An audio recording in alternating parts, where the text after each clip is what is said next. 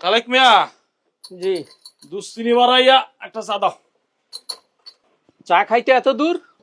এই মিয়া, তুমি তো দোয়ানে বসে ঘুমাও, সামনে নির্বাচন, দাও জায়গা। কি রে, কি এর চা বানাবার কি এর কাজ? দাও চা দাও।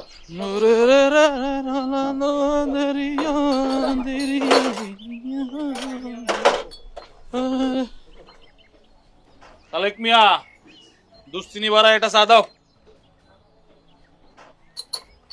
চা খাইতে এত দূর? ভাই বাড়াইছে। এ অসময় ভাই পাঠাইলো?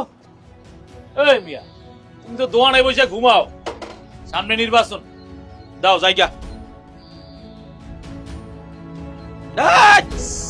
কি রে, চা দাও।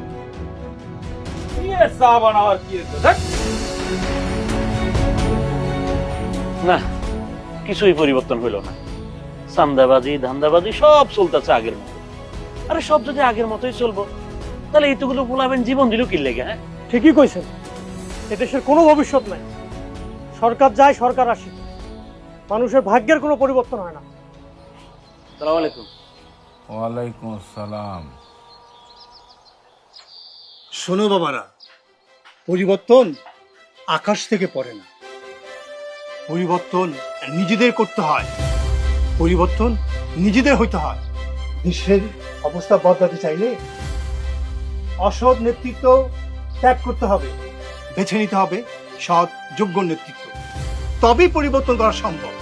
ঠিকই কইছেন স্যার, অসৎ নেতৃত্বের হাত থেকে বাংলাদেশকে বাঁচাইতে হইলে আমাকেও সিদ্ধান্ত নিতে হইবে। আপনি কি চান দেশটা এইভাবেই চলুক, না পরিবর্তন চান? পরিবর্তন করতে হলে আপনাকেই সিদ্ধান্ত নিতে হবে।